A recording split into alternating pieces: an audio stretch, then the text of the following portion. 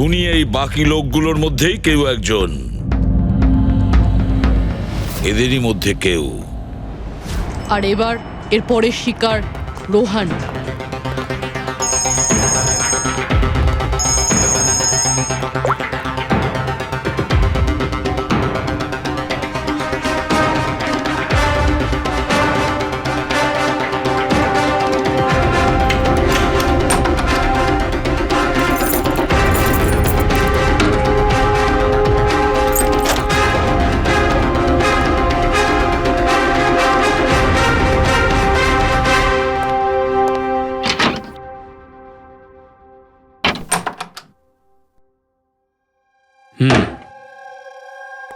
আমার মনে হয় কারোর আমার আর দিলীপের মুক্তিতে অসুবিধা হচ্ছে।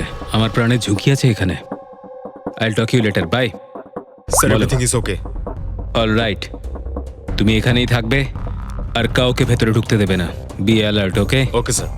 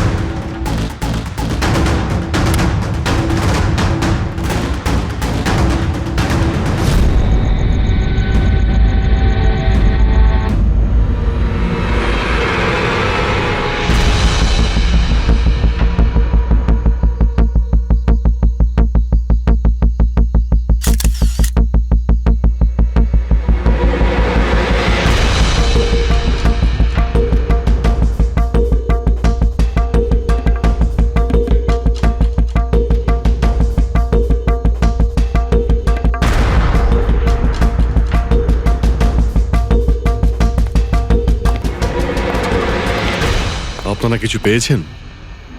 না স্যার, এমনিতেই তো জানা যায় যে কিভাবে আগুন লেগেছে, কিন্তু এখানে তো বোঝাই যাচ্ছে না যে আগুন লাগার কারণটা কি। আচ্ছা,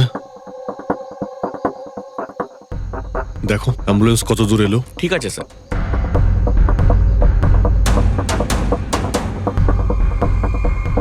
খুব বাজেভাবে ঝলসে গেছে। অদ্ভুত ব্যাপার, জানতেই পারা যাচ্ছে না যে আগুনটা কি করে লাগলো।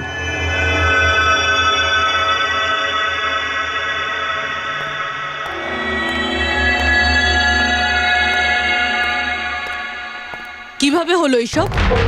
সবকিছু তো একদম ঠিক ছিল, জানি না আগুন কি করে লাগলো। এতজন মানুষের অভিশাপ তো লাগবেই, তাই না?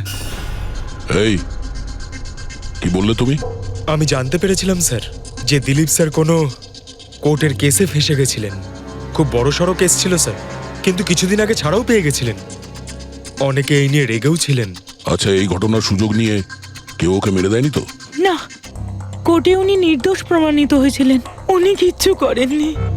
কি কি কেস ছিল? 9 বছর আগে জামাইবাবু থিয়েটারে আগুন লেগে গিয়েছিল, যার জন্য বেশ কয়েকজন মারাও গিয়েছিল, আর সমস্ত দোষ জামাইবাবুর ঘাড়ে চাপলো। এমনি এমনি কি করে আগুন লাগতে পারে? এটা নিশ্চয়ই কারোর প্ল্যানিং। কাউকে সন্দেহ হচ্ছে আপনাদের? এটা কে করতে পারে? যে কেউ করতে পারে, অনিতাও করতে পারে। কোন অনিতা? টনির ওয়াইফ, ও এখানে এসেও ছিল।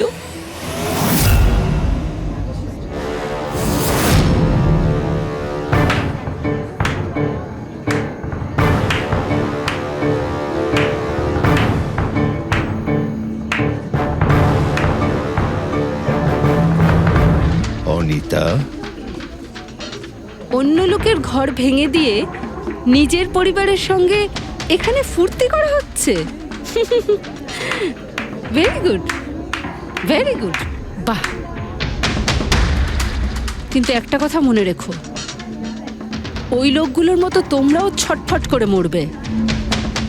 সিকিউরিটি, এই চুপ, একদম চেঁচাবি না। বের করো একে বাইরে, বের করো। চলুন ম্যাম, বাইরে চলুন। আউট। মনে হচ্ছে তোদের কি পরিণতি হবে তা নিয়ে কোনো মাথা ব্যথা নেই। তোদের খারাপ সময় শুরু হয়ে গেছে, মনে রাখিস। তুই আমার টনির সাথে যা করেছিস না, মনে রাখিস এরপরে তুই আর বেশি দিন বাঁচবি না, শুনেছিস? তুই এই নিয়ে যাবে কে? তুই আর বাঁচবি না, নরকে যাবি তুই। আর তাকে দেখছো কি? নিয়ে যাবে কে? তোকে নরক যন্ত্রণা ভোগ করতে হবে, ছটফট করে মরবি তুই, মনে রাখিস। আরে যা।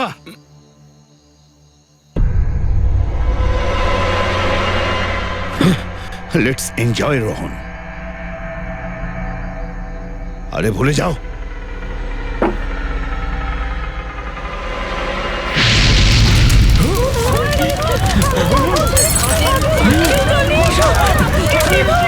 দিলীপ আর রোহনকে যে কেসে ভাসানো হয়েছিল সেই কেসেই কোর্ট টনিকে শাস্তি দিয়েছিল। আচ্ছা, কে কে জানতো যে আপনারা এখানে এই রেস্টুরেন্টে আসবেন? জানি না স্যার। আচ্ছা, দিলীপ বাবু আসার আগে এই চেয়ারের আশেপাশে কাউকে দেখেছিলেন? কোনো অচেনা কাউকে? না স্যার, কাউকেই দেখিনি স্যার। এই টেবিলটাকে রিজার্ভ করেছিল? দিলীপবাবু ফোন করেছিলেন, বলেছিলেন যে আমাদের জন্য টেবিল রিজার্ভ করে রাখো। সবসময় এখানেই বসতেন, এই টেবিল এই চেয়ারেই। রেগুলার কাস্টমার ছিলেন আমাদের। কারোর আগে থেকে জানা ছিল যে দিলীপ এখানে এই চেয়ারে বসবে? স্যার, চেয়ারের আশেপাশে তো এমন কোনো জিনিস নেই যা দিয়ে আগুন লাগতে পারে। এ তো অদ্ভুত ধরনের মিস্ট্রি। CCTV camera.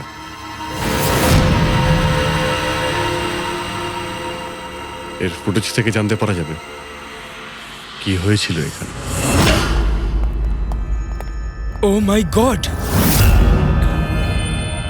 এসব কিভাবে হলো? কে করতে পারে এসব?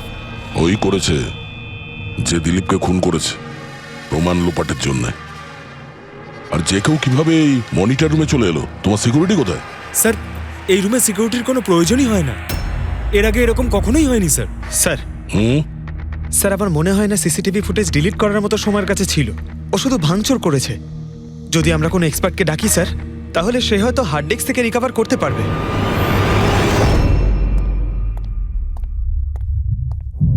স্যার, হ্যাঁ স্যার 9 বছর আগে দিলীপ আর রোহনের একটা থিয়েটার ছিল যেটায় আগুন লেগে গিয়েছিল। এক্সিট এন্ট্রির দরজা বন্ধ থাকার কারণে 12 জন লোক আগুনে পুড়ে মারা যায়। ভিকটিমদের ফ্যামিলি যখন কেস করে তখন ইনভেস্টিগেশনে জানা যায় যে সেই সময় একজন গার্ড ছিল। হ্যাঁ, টনি। হ্যাঁ স্যার। স্যার, কোর্টে এটা প্রমাণ হয়ে গিয়েছিল যে টনি অনেক মদ খেয়েছিল, আর মদের নেশা সে এতটাই চুর ছিল যে ইমার্জেন্সি এক্সিটের দরজাও খুলতে পারেনি। হ্যাঁ, কিন্তু এই টনির স্ত্রী অনিতা এটা মানতে রাজিই নয় যে ভুলটা টনি করেছিল। স্যার, শুধু উনিই নন, অনেক আর্টিকেল এবং নিউজ পেপারও কিন্তু কোর্টের সিদ্ধান্তের ব্যাপারে কথা বলেছিল। যখন এই ঘটনাটা ঘটেছিল তখন দিলীপ আর রোহনের বিরুদ্ধে সলিড এভিডেন্স ছিল, কিন্তু তারপর কেস চলতে থাকলো।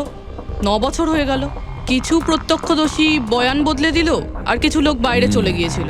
স্যার, দিলীপ আর রোহন নিশ্চয়ই টাকা আর ক্ষমতার অপব্যবহার করেছে, আর এই কথাটা নিশ্চয়ই টনি জানতে পেরেছিল। ওই হয়তো পাঠিয়েছে অনিতাকে দিলীপকে মারার জন্য। কিন্তু ফেডরিক, যখন অনিতা ওখানে ছিলই না, তাহলে আগুন লাগালো কি করে? না না, সিকিউরিটির লোকেরা তো ওকে বাইরে বের করছিল ওই রেস্টুরেন্ট থেকে। এমন কি জিনিস ছিল যার জন্য হঠাৎ করে আগুন লাগলো? স্যার, হয়তো ডক্টর সালুংখে আমাদের কোনো হেল্প করতে পারে। না হলে অনিতা।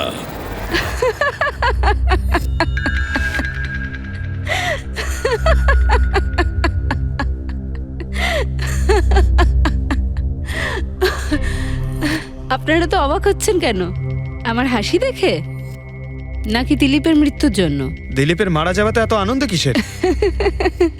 আচ্ছা, আমি খুশি হব না তো আর কে হবে বলুন তো? কালকে রাত্রে রেস্টুরেন্টের থেকে বেরোনোর পর তুমি কোথায় গিয়েছিলে? জেলে আমার স্বামীর সঙ্গে দেখা করতে। ওয়ার্ডেনের কাছে সমস্ত রেকর্ড আছে, আপনারা চাইলে চেক করতে পারেন। সেটা তো আমরা করবই। আর এইটাও যে তুমি ওই আগুনটা লাগালে কিভাবে? কোনো কালো জাদু করেছিলে তুমি? দিলীপের গায়ে হঠাৎ করে আগুন লাগলো কি করে? কালো জাদু জানলে অবশ্যই প্রয়োগ করতাম, কিন্তু আমি খুব খুশি হয়েছি। দিলীপও ঠিক সেইভাবেই ছটপট করে মরেছে যেভাবে 9 বছর আগে ওই নিরীহ লোকগুলো মারা গেছিল, যেটা শাস্তি এখন আমার স্বামী টনি ভুগছে। তুমি এইটা কিভাবে বলতে পারো যে টনির কোনো ভুল ছিল না? তুমি তো ওখানে ছিলেই না। আমি ওখানে ছিলাম না, কিন্তু টনি এখানে ছিল। সেদিন ওর শরীর খারাপ ছিল। ওর মালিকদের মানে রোহন আর দিলীপকে বলে তাড়াতাড়ি বাড়ি চলে আসে। আগুন লাগার অনেক আগেই। ভুল ওদের দুজনের ছিল। ওরাই পুরনো দরজা ঠিক করায়নি, যার জন্য ওখানে আগুনে পুড়ে অনেক লোক মারা গেছিল। আমার স্বামীর নয়, ওদের দুজনের দোষ ছিল। তাতে তোমার নিশ্চয়ই খুব রাগ হয়েছিল, ওদেরকে মেরে ফেলারও ইচ্ছে হয়েছিল। 12 জন মারা গেছিল ওখানে। আমার থেকে অনেক বেশি রাগ ওদের পরিবারের লোকেদের হয়েছিল। কিন্তু এখন হয়তো ওরা খুব খুশি দিলীপের মৃত্যুর খবর শুনে। খুব খুশি হয়েছে। ওরা আরো বেশি আনন্দ পাবে যেদিন রোহন পুড়ে মরবে।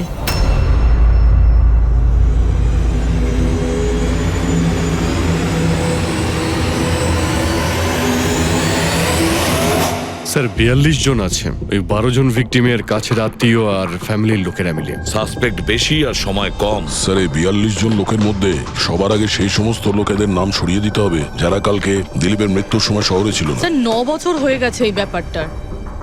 হয়তো অনেক মানুষ দেশ ছেড়েও চলে গিয়েছে, আর কিছু লোক হয়তো এই পৃথিবীতেই আর নেই। তারপরেও খোঁজ তো নিতে হবে। দেখো কজন শহরে ছিল যখন দিলীপের মৃত্যু হয়।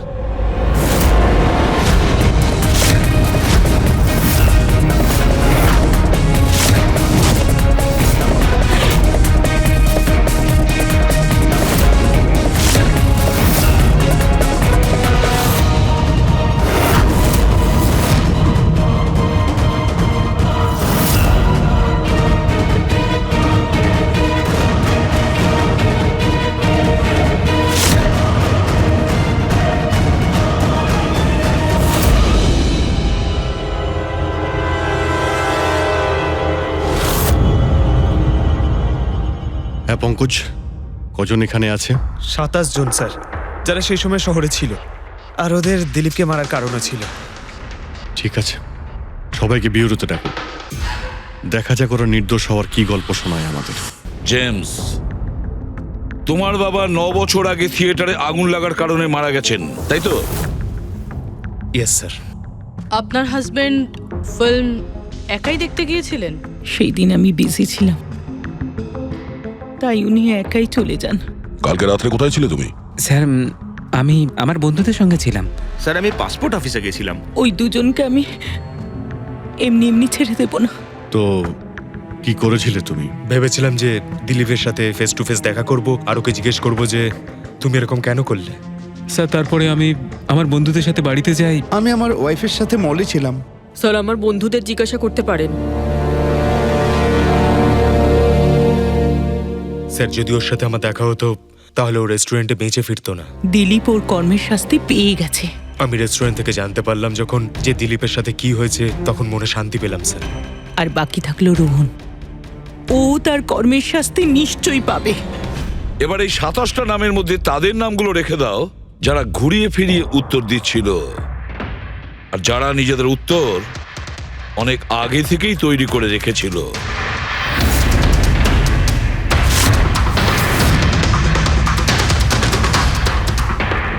স্যার এবার 15 জন রইল। এবার এই 15 জনকে ওই দিনের ব্যাপারে জিজ্ঞাসা করতে হবে যখন 9 বছর আগে থিয়েটারে আগুন লেগেছিল। দেখা যাক কে সব থেকে বেশি রেগে যায় আর কে মুখ ঘুরিয়ে নেয়। স্যার, আমার ভাই মাধ্যমিক পাশ করেছিল। ও বলেছিল বন্ধুদের পার্টি দিতে চায়, সিনেমা দেখাতে চায়, টাকা দাও। স্যার, আমি সেই জন্য ওকে টাকাও দিয়েছিলাম। হয়তো ওই টাকাটা আমার ওকে দেওয়া একেবারেই উচিত হয়নি স্যার। যে এই কাজটা করে থাকুক খুব ভালো করেছে। আজকে আমি খুশি, আজ আমি খুব খুশি। কুমারবাবু, আপনি ইউনিভার্সিটিতে ফিজিক্সের প্রফেসর, তাই তো? Yes sir, head of the department physics. কিন্তু আমার নিজের ছেলেরই পড়াশোনায় কোনো ইন্টারেস্টই ছিল না। অনেক বকেছি আমি ওকে, কিন্তু তাতে কোনো রকম কোনো লাভই হয়নি। 1 নম্বরের বদমাইশ হয়ে উঠেছিল। সেদিনও কলেজ বাঙ্ক করে বন্ধুদের সাথে সিনেমা দেখতে চলে গিয়েছিল। আর স্যার, তারপর ও আর কোনোদিন বাড়ি ফিরে আসেনি। হিমেশ, রাইট? তুমি কন্ট্রাক্টর না? হ্যাঁ স্যার। হিমেশ, 9 বছর আগে তুমি তোমার স্ত্রীর সঙ্গে সিনেমা দেখতে গিয়েছিল ওই সিনেমা হলে? আমাদের নতুন নতুন বিয়ে হয়েছিল, স্যালোনির সাথে সিনেমা দেখতে গিয়েছিলাম। ওর খুব খিদে পেয়েছিল, আমি সিঙ্গাড়া আনতে বাইরে গেছিলাম। আমি আমি ওখানে ফিরে গিয়ে দেখলাম ওখানকার দরজা লক হয়ে গেছে, আর ভেতর থেকে লোকেদের চিৎকার চেঁচামেচি শোনা যাচ্ছিল, আর আর খুব ধোঁয়া বেরোচ্ছিল ওখান থেকে। আমি স্যার দরজা খোলার অনেক চেষ্টা করেছিলাম, আমি খুব চেষ্টা করেছিলাম। আমি পাগলের মতো দরজায় ধাক্কা দিতে থাকি। সালোনি, সালোনি, সালোনি বলে আমি চিৎকার করতে থাকি, কিন্তু আমি কিচ্ছু করতে পারিনি স্যার। আমি কিচ্ছু করতে পারিনি, আমার সালোনিকে আমি বাঁচাতে পারিনি। ওখানে তো একটা গার্ডও ছিল না, টনি? ও কি দরজা খোলেনি? ছিল না স্যার। ওখানে কোনো গার্ড, মানে আর কাউকে দেখেছিলে তুমি? কেউ ছিল না স্যার, কেউ ছিল না। আমি 9 বছর আগে কোর্টে যে কথা বলেছি আজও তাই বলছি। যখন সিনেমা হলে আগুন লেগেছিল তখন টনি ওখানে ছিল না স্যার।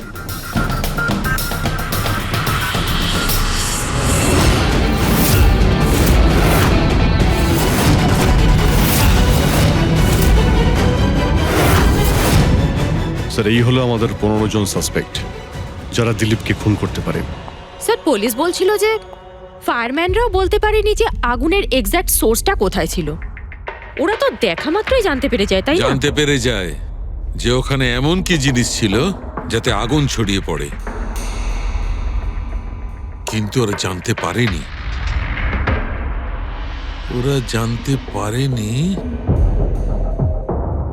ওরা এই জন্য জানতে পারেনি কারণ ওই জিনিসটার না ছিল কোনো গন্ধ, না ছিল রং।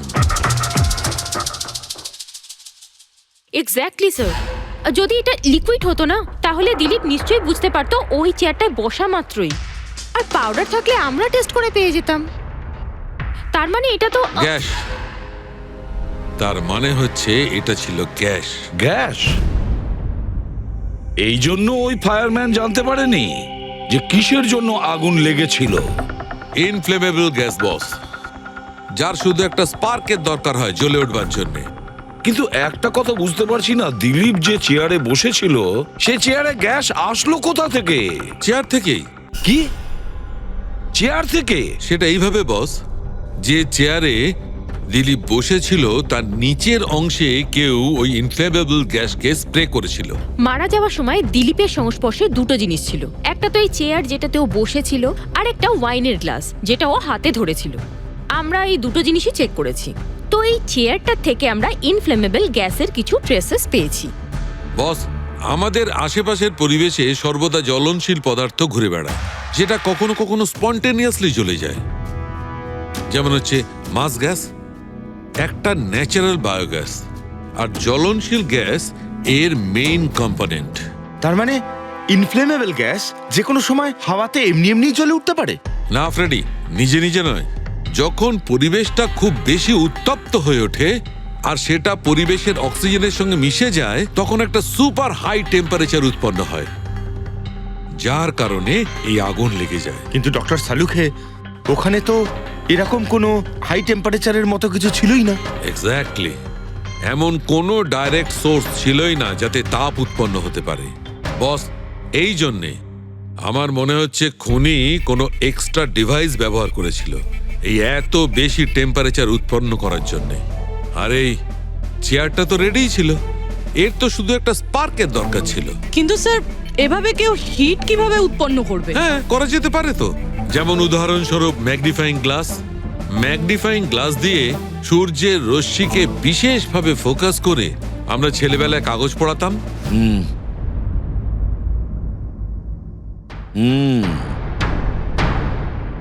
মনে হচ্ছে ওই রেস্টুরেন্টে আবার যেতে হবে, খোঁজ নিতে হবে কিসের থেকে আগুনটা লেগেছিল।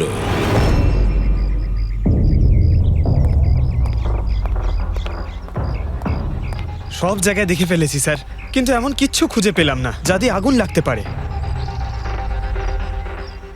আর এটা ওপেন এয়ার রেস্টুরেন্ট। যখন খুনি দিলীপের চেয়ারের নিচে ওই ইনফ্লেমেবল গ্যাস স্প্রে করেছিল, কেউ তো দেখেছিল। সেটাই তো, চেয়ারে হঠাৎই আগুন লেগে যায় আর দিলীপ পুড়ে মারা যায়। কেউ কিছু দেখেনি, আর না আমরা কোনো প্রমাণ পাচ্ছি। স্যার,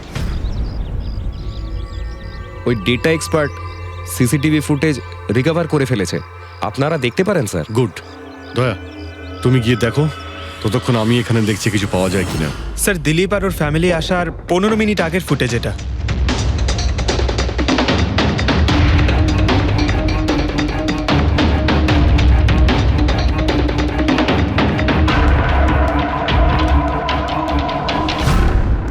এ চেয়ার চেঞ্জ করছে।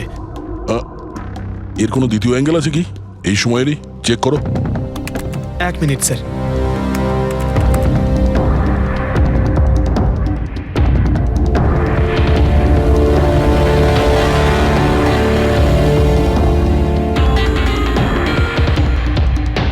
ও চেয়ারটার সঙ্গে কি করছে? গ্যাস স্প্রে করছে নাকি? হ্যাঁ, ও নিজের চেয়ারে গ্যাস স্প্রে করলো, আর ও নিজের চেয়ারের সঙ্গে ওই চেয়ারটা বদলে দিল যেটায় দিলীপ বসতো।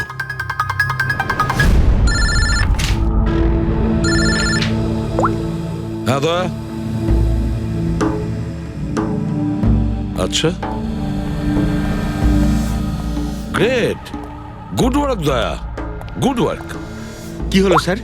যে দিলীপের চেয়ারটা কারসাজি করেছিল তার খোঁজ পাওয়া গেছে। সে আসলে একটা লোক, ওর শারীরিক গঠনটাও জানা গেছে। আর দেখি আমরা, দয়া ফটোটা পাঠাচ্ছে।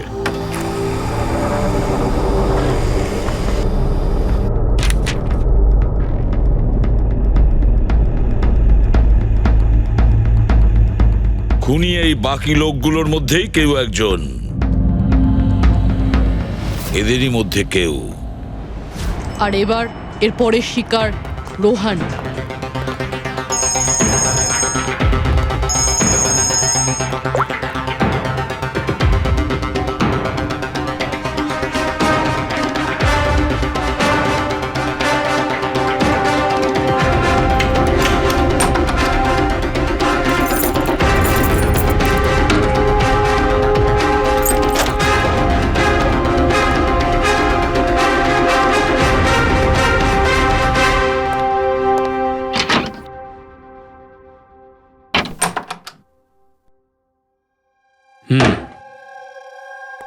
আমার মনে হয় কারোর আমার আর দিলীপের মুক্তিতে অসুবিধা হচ্ছে। আমার প্রাণের ঝুঁকি আছে এখানে। I'll talk you later, bye. Sir, everything is okay. All right, তুমি এখানেই থাকবে আর কাউকে ভেতরে ঢুকতে দেবে না। Be alert, okay? Okay sir.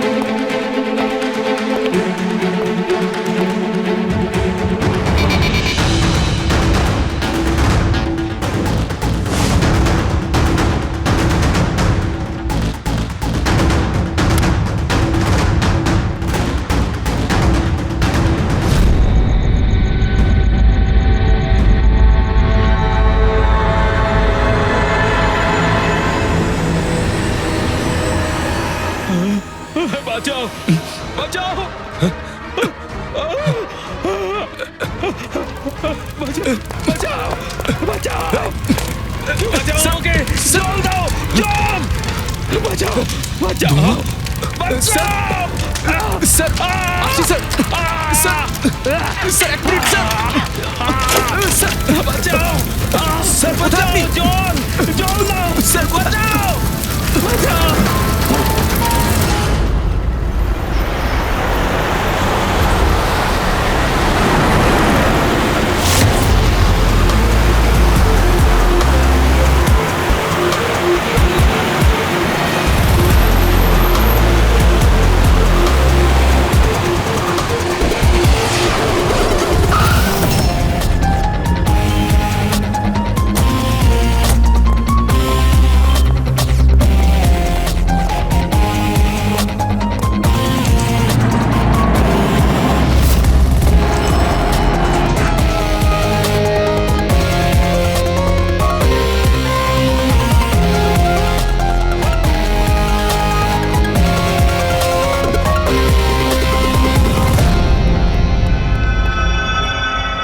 My God!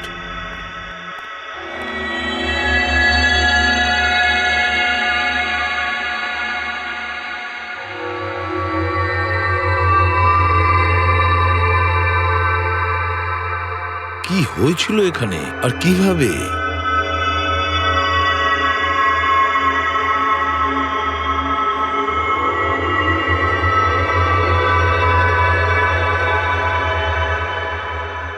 এখানে আর অন্য কোনো জিনিসের স্মেল পাওয়া যাচ্ছে না, শুধু এই পোড়া লাশটার দুর্গন্ধ ছাড়া। মানে স্যার এই মার্ডারটাও ইনফ্লেমেবল গ্যাস দিয়েই করা হয়েছে হয়তো। এসব হলো কিভাবে? হ্যাঁ স্যার আসলে আমি রোহন স্যারের বডিগার্ড। আচ্ছা, তাহলে আপনারা কোথায় ছিলেন যখন এসব হলো? স্যার রোহন স্যার আমাকে বাইরে পাহারা দিতে বলেছিলেন। তার কিছুক্ষণ পরেই আমি ওনার চিৎকার শুনতে পেয়ে ওনার রুমের দিকে দৌড়ে আসি আর দেখি দরজার চারদিক থেকে ধোঁয়া বেরোচ্ছিল। আমি অন্য চাবি দিয়ে দরজা খুলে ভিতরে যাওয়ার পর দেখলাম যে স্যার ততক্ষণে রোহন স্যার পুড়ে গেছেন। আপনারাও কেউ কিছু জানেন না? অদ্ভুত ব্যাপার, রুমের মধ্যে কোনো সূত্র পাচ্ছি না, শর্ট সার্কিট হয়নি, পর্দাটা ভেতর থেকে বন্ধ, এই উইন্ডোজটা পার্মানেন্টলি ক্লোজড, কেউ বাইরে থেকে ভেতরেও আসতে পারবে না, আর বাইরে থেকে ভেতরে কোনো ভিউও নেই, কেউ দেখতেও পাবে না। তাহলে লোকটা মরলো কিভাবে? এটার থেকে আগুন লেগেছে বস।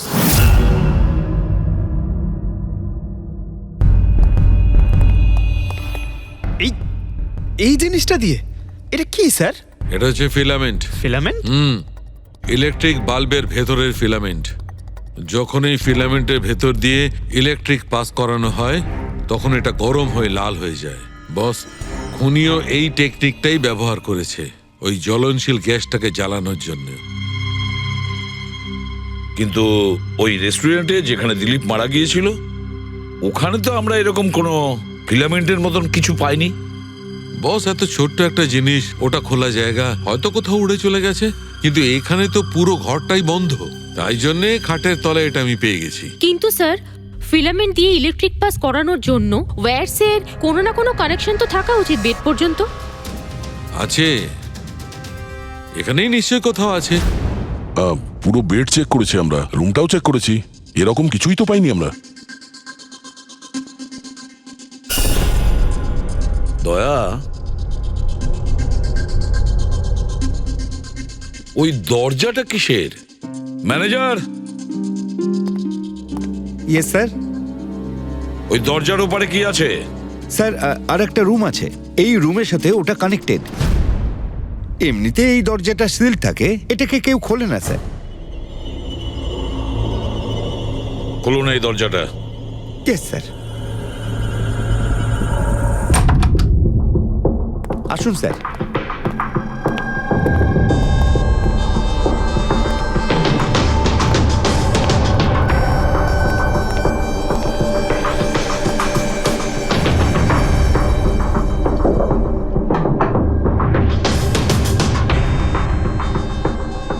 আচ্ছা ম্যানেজার বাবু, কার রুম এটা? কে থাকে এই রুমটাতে? কোনো একজন গেস্ট স্যার, ডিটেলস চেক করতে হবে। দেখুন।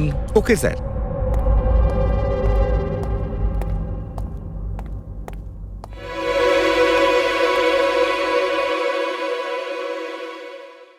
স্যার ওখানে ওই রুমের মধ্যে যা হয়েছে স্যার সব এই রুম থেকেই করা হয়েছে স্যার। কিন্তু যদি কারেন্ট এই রুম থেকে পাস করা হয়ে থাকে তাহলে এখান থেকে বেড পর্যন্ত কোনো না কোনো ওয়্যার তো থাকা উচিত। আর যদি থেকে থাকে তাহলে রোহন নিশ্চয়ই সেটা দেখতে পেয়েছে। হ্যাঁ, হয়তো ওর বডিগার্ডও দেখে থাকবে। ডাকো তো ওর বডিগার্ডকে। আপনি এদিকে আসুন।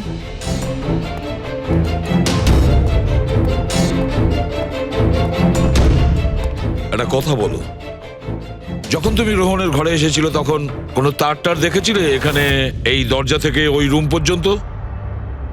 কোনো কিছু? না স্যার, রোহন স্যার এই রুমে ঢোকার আগে আমি এই রুমটাকে খুব ভালো করে চেক করেছিলাম, কিন্তু তার বা সেরকম কিছু আমার চোখে পড়েনি। ঠিক আছে, যাও তুমি। যাই হোক না কেন দয়া, খুনি এই দরজাটা ব্যবহার করেছে। এই দরজা দিয়ে রোহনের রুমে আসে আর রোহনের বেডে ইনফ্লেমেবল গ্যাস স্প্রে করে, আর যে কোনো ভাবেই হোক ফিলামেন্টে কারেন্ট দিয়ে দেয়, তাতে ফিলামেন্ট গরম হয়ে যায় আর ইনফ্লেমেবল গ্যাসে আগুন ধরে যায় আর তাতে রোহনের মৃত্যু হয়।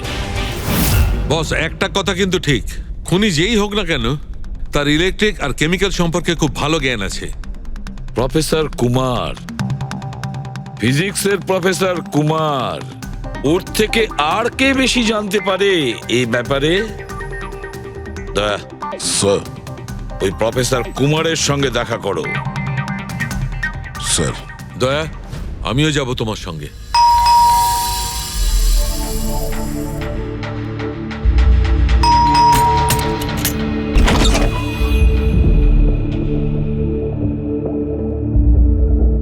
প্রফেসর কুমার আছেন বাড়িতে? হ্যাঁ আছেন, কিন্তু আপনারা? সিআইডি। সিআইডি? সব ঠিক আছে তো স্যার? হ্যাঁ, ওনাকে কিছু জিজ্ঞাসা করার আছে। কোথায় উনি? বাইরে বাচ্চাদের পড়াচ্ছেন, আমি ডেকে আনছি। ঠিক আছে ঠিক আছে, আমরা দেখছি।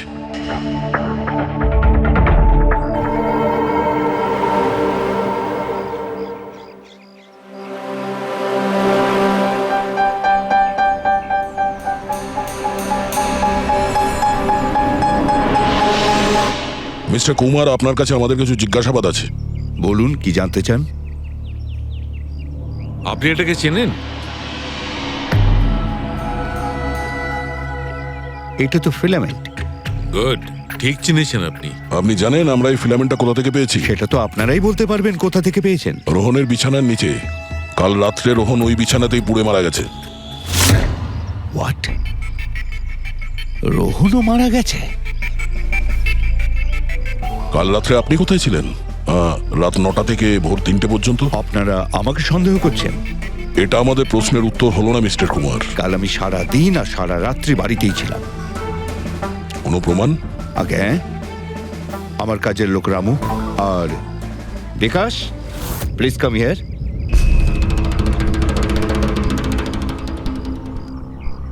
Yes sir.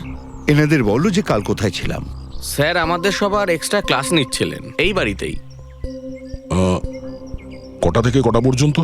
স্যার, সন্ধ্যা 6টা থেকে ভোর 5:30 পর্যন্ত। সামনেই আমাদের এক্সাম, তাই আমরাই স্যারকে রিকোয়েস্ট করেছিলাম এক্সট্রা ক্লাস করানোর জন্য। ঠিক আছে স্যার, তুমি যাও বাবা। স্যার, আমার আরো 5 জন স্টুডেন্টস আছে যারা কাল সকাল 9টা থেকে 5:30 পর্যন্ত আমার কাছে ছিল। বলেন তো ওদেরও ডাকি? ঠিক আছে, এবার আমি যেতে পারি স্টুডেন্টদের পড়াতে? Please please. Thank you.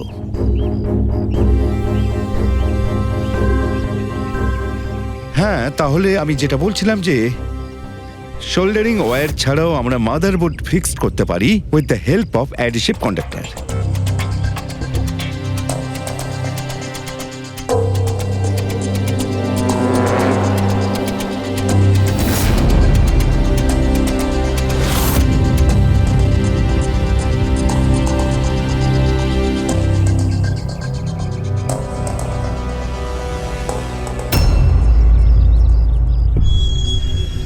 My god, my god! আরে ভাই, কি ব্যাপারটা? কি?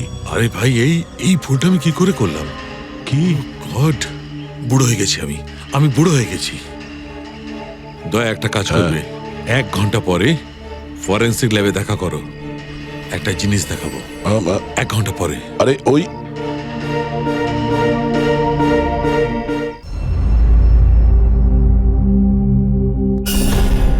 বস একটা কাজ করো, এই সুইচটা দিয়ে ওই বাল্বগুলোকে জ্বালাও। এই সুইচ দিয়ে? এই সুইচ দিয়ে? হ্যাঁ হ্যাঁ, এই সুইচটা দিয়ে। আরে এর মধ্যে কোনো কানেকশন দেওয়া নেই, কিভাবে জ্বলবে? তুমি প্রশ্ন করো না, কখনো কখনো আমার কথাটাও মেনে নাও। কখনো কখনো। এই অন করলাম। কই স্যার, কিছুই তো হলো না। হবে হবে। আরে কি হবে? কিছুই হবে না। হবে ভাই, বিলিভ মি, হবে। এক মিনিট। আরে ওর শরীর ঠিক আছে তো? হ্যাঁ স্যার, জানি না কি হয়েছে, প্রফেসর কুমারের সঙ্গে দেখা করে আসার পর থেকেই উনি বাল্ব নিয়ে খেলে যাচ্ছেন। একটা কথা বলো, ওই ফিঙ্গারপ্রিন্ট গুলোর খবর কি, যেগুলো তুমি হোটেলের লোকেদের কাছ থেকে নিয়েছিলে আর ওই রুমটা থেকে নিয়েছিলে? স্যার, অনেক ফিঙ্গারপ্রিন্টস পাওয়া গেছে, কিন্তু সবগুলো স্টাফ মেম্বারসদেরই, এছাড়া আর কারোর পাওয়া যায়নি। এটা কিভাবে সম্ভব? এই যে দাদা, একটু এই দিকেও দেখুন। হ্যাঁ হ্যাঁ দেখছি। হ্যাঁ,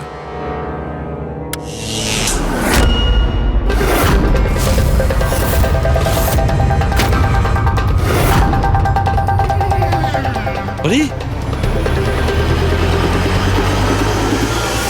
স্যার, স্যার এই বাল্বগুলো জ্বললো কিভাবে? এ কি কাণ্ড করলেন ডক্টর সালুকে? কোনো তার ছাড়াই আপনি সবকটা বাল্ব জ্বালিয়ে দিলেন। কিন্তু ডক্টর সালুকে, এটা আপনি করলেন কিভাবে? এটা ঠিক তেমন ভাবেই হয়েছে ফ্রেডি, যেমন ভাবে খুনি করেছিল। ওই দিলীপের চেয়ারটাতে আর রোহনের বেডে। ম্যাজিশিয়ান সালুখে, এবার পরিষ্কার করে বলুন আপনি সব করলেন কিভাবে? কারেন্ট কি হাওয়া থেকে আসলো? হাওয়া থেকে আসেনি বস, তাহলে? কারেন্ট এসেছে ইলেকট্রিক পেইন্টের সাহায্যে। Electric paint? হ্যাঁ, ইলেকট্রিক পেইন্ট। আসলে ইলেকট্রিকের যে তার হয় সেটা মেটালের হয়। Metal is a good conductor of electricity, সেই জন্য কারেন্ট ওর মধ্যে দিয়ে পাস করে। ঠিক একই রকম ভাবে কিছু পেইন্টও আছে যেগুলোকে আমরা ইলেকট্রিক পেইন্ট বলি, আর এটাও গুড কন্ডাক্টর অফ ইলেকট্রিসিটি। এর মধ্যে দিয়েও ইলেকট্রিসিটি পাস করতে পারে। অদ্ভুত ব্যাপার হলো এটা যে কোনো কালারের সঙ্গে মিশে যায়, যেটা খুব সহজে যে কোনো ব্যাকগ্রাউন্ডে মার্জ হতে পারে। ও, এই কারণেই আমরা হোটেলের রুমে আর রেস্টুরেন্টে কিছু দেখতে পাইনি স্যার। এক্স্যাক্টলি দয়া। খুনি আসলে হোটেলের রুমের আর রেস্টুরেন্টের ফ্লোরের দুটোর কালার এই কালারের সঙ্গে ম্যাচ করেছে, এই জন্য আমরা দেখতে পাইনি। তার মানে ইলেকট্রিক কারেন্ট, আই মিন এই ইলেকট্রিক পেন্ট, এটা কি খুব সহজেই পাওয়া যায়? হ্যাঁ, পাওয়া যায়। আসলে এটা ইলেকট্রিক সোল্ডারিং আর রিপেয়ারিং এর কাজে লাগে। আর এটা সবচেয়ে বড় বিশেষত্ব হলো যে এটা সাধারণত খালি চোখে এটা দেখা যায় না, শুধুমাত্র ইনফ্রারেড লাইটেই এটা দেখা যায়। আমি দেখাচ্ছি।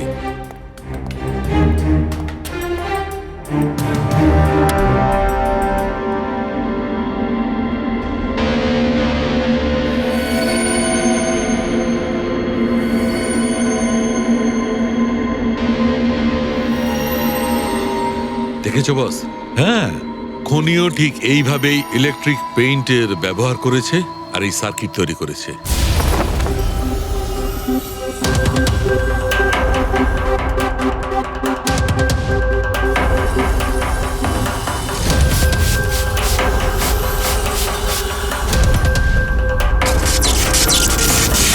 একটা কথা তো নিশ্চিত, এ যেই হোক না কেন তার এ সমস্ত ব্যাপারে খুব ভালো জ্ঞান আছে। কিন্তু স্যার, এদের মধ্যে খুনিকে? ওই প্রফেসরের সঙ্গে তো কথা বলে নিয়েছি স্যার, ও তো না। এই বংশী, এই লোকটা তো একজন ক্লার্ক, কিন্তু আমার মনে হয় না যে একজন ক্লার্কের সায়েন্সের ব্যাপারে এত জ্ঞান থাকতে পারে। স্যার, এদের মধ্যে সব থেকে বেশি শিক্ষিত তো ওই প্রফেসর কি মনে হচ্ছে। এটা এমন কেউ হতে পারে যেটা প্রফেসরের মতো ইন্টেলিজেন্ট নয়, অথচ এই ব্যাপারে অনেক কিছুই জানে।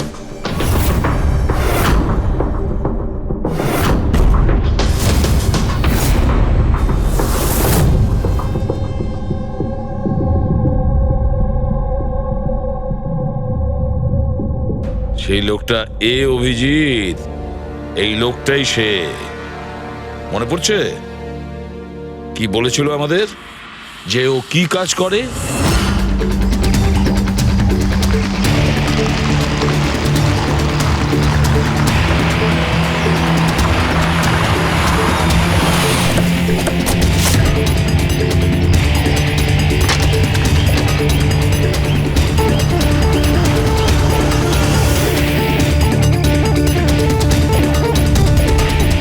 যাওয়া যাক।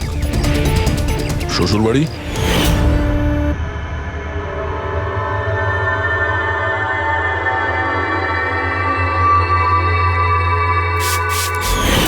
দিলীপ আর রোহনের উপর কেস হয়েছিল, কিন্তু আমি জানতাম ওরা টাকা আর পাওয়ারের জোরে ছাড়া পেয়ে যাবে। কিন্তু ওদের কাছে টাকা থাকলে আমার কাছে ছিল বুদ্ধি। অনেক মাস ধরে ওদের আমি ফলো করেছি, ওরা কোথায় যাচ্ছে, কি করছে, কার সাথে দেখা করছে, সবকিছু। আর শেষ পর্যন্ত ওদের দুজনকে মারার উপায় আমি পেয়েই যাই, ইলেকট্রিক টেন্ট আর সার্কিটের মাধ্যমে। এই দুটো জিনিসের বিষয়ে আমি খুব ভালো করে জানতাম। ব্যাস, দিয়ে দিলাম দুজনকে শাস্তি। দুজনকে মেরে ফেলেছি জ্যান্ত পুড়িয়ে, যেভাবে ওরা আমার সালোনিকে মেরেছিল। হিমেশ, তোমার স্ত্রীর সঙ্গে যা কিছু হয়েছে সেটার জন্য আমরা সবাই দুঃখিত। কিন্তু দিলীপ আর রোহনকে মেরে তুমি কি পেলে? তুমি কি ফিরে পেলে তোমার স্ত্রীকে?